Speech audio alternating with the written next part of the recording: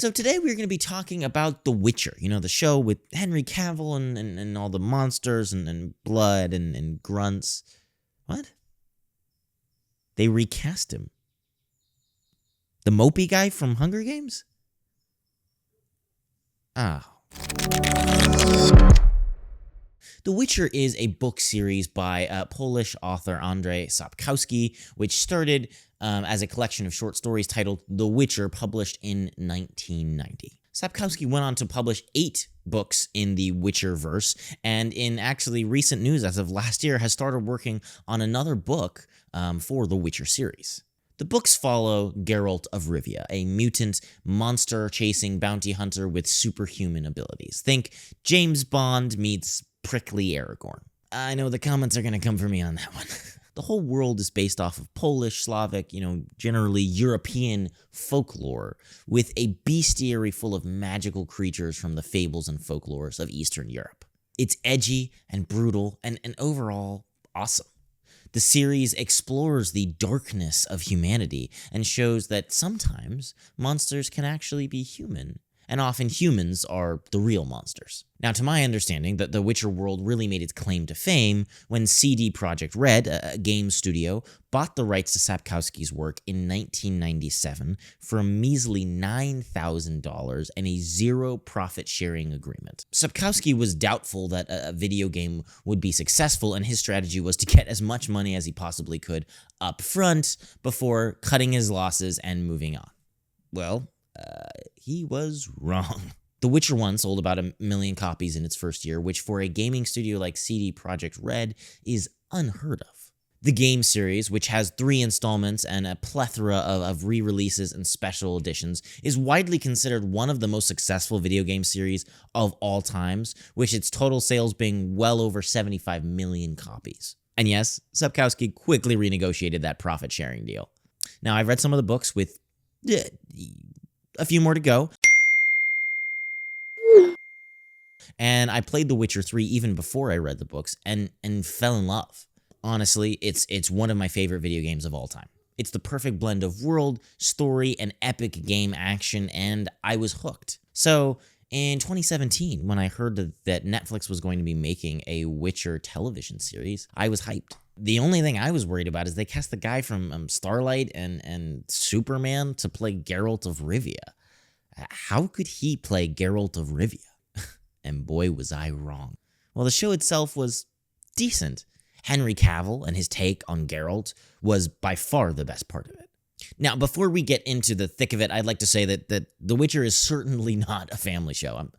I'm not a huge fan of explicit content on this channel. I think most of it's unnecessary, and there certainly was a lot of unnecessary content in the show, to the point that even Henry Cavill complained that there were too many sex scenes. But I digress. Season 1 came and went. It wasn't hated, it wasn't loved, but the creators claimed to listen to the feedback. They promised clearer storylines, better armor, and corrections to some other minor complaints that many hardcore fans had. Great. Crisis averted. I went on being hyped for Season 2 just like everybody else. And that's when the facade began to crack. Season 2 deviated even more from the lore of the story of the games, killing characters that everybody knew and loved. I mean, Roach can't die. How could you kill Roach? They continued with strange casting choices, which almost surely was done for diversity. And look, I'll grant you, it didn't majorly affect the plot or anything, but come on. That girl from Season 1 looks nothing like that girl. Even in Season 2, she barely looked like that girl. And let's remember, this is all supposed to be based in Slavic countries, Poland. So all of this casting is not very realistic to begin with, but the least you could do is make a character like Triss Merigold, whose defining feature is her bright crimson hair, have bright red hair. Furthermore, for most of Season 2, the writers seemed embarrassed of Cavill. They focused on love interests and side characters as opposed to giving us more of what we all wanted. Henry Cavill as Geralt. Now look, I get it. Tell the story you're going to tell. I'm not one to micromanage adaptations, but don't ignore the source material. It's always been about Geralt. The books, the games, they follow mainly Geralt. His loneliness and rejection from civilized society is a major part of his character and character arc. And that's to say nothing of the writing and the dialogue. While In season 1, it was just okay, and it was sprinkled with mediocrity. Season 2 was plagued with bad writing. As you can imagine, season 3 followed suit, with Henry Cavill saying he would no longer be playing the character of Geralt of Rivia, and he would be recast by Liam Hemsworth. Why would he leave? And more importantly, why would we keep watching?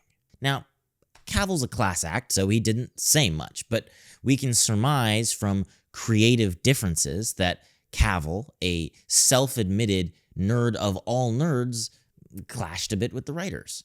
Beau DeMayo, one of the writers on The Witcher show, later came out to admit that the writer's room of The Witcher series actively disliked the books and ignored the source material. So that brings me to yesterday, when The Witcher Season 4 first look dropped. And honestly, I just feel bad. I don't hate Liam Hemsworth. I didn't hate him in Hunger Games, and his take on the character might even be okay. But when an actor embodies the role like Henry Cavill did, it's hard to ever top that, especially in the same show just a season later.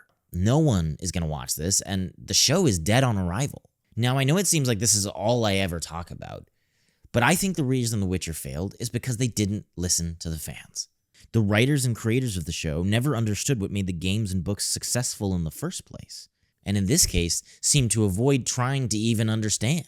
In an age of IP farming, when all Hollywood wants to do is pump money into established fan bases with promising extended universes, there must be creators who are fans.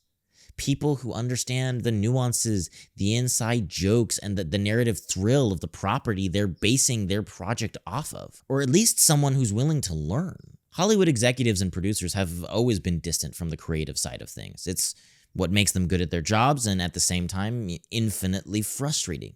But in some way, that's to be expected. But for writers to come into a show, to take a work and manipulate it to tell a story they want to tell that has nothing to do with the work they're doing or a story they think should be told, it sucks. I know this all sounds just like another rant, but it's not. I mean, it is, but I'm not just being angry at Hollywood. I'm frustrated because I love The Witcher, and it could have been amazing. It could have been the next Game of Thrones, but because it was trying so hard to be the next Game of Thrones, ironically, it failed. This is not simply me despising Hollywood's modern approach to storytelling or, silly diversity changes. Story trumps all. And if you look at the successes of the past few years, you'll see what I mean. One Piece, Arcane, Godzilla -1, most recently, Fallout, though I haven't seen the series myself yet. These shows aren't all perfect in their lore. They certainly do some race swapping. Arcane changed a bunch of stuff from established League of Legends lore, but the fans were okay with it. They were huge successes because there was a love and a passion for the source materials, a desire to tell a good story, not just puppet a zombified IP for profit. All audiences want, all fans want, is an effort at understanding. Anything short of derision. And when that's done, it almost always results in phenomenal success. Trying to recreate organic success in the exact same way that it occurred will almost always fail because you ignore the differences that make things what they actually are, and instead end up with aimless, heartless nonsense. But let me know what you thought of The Witcher and the new season trailer. As always, keep reading, keep writing, and I'll see you all in the next video.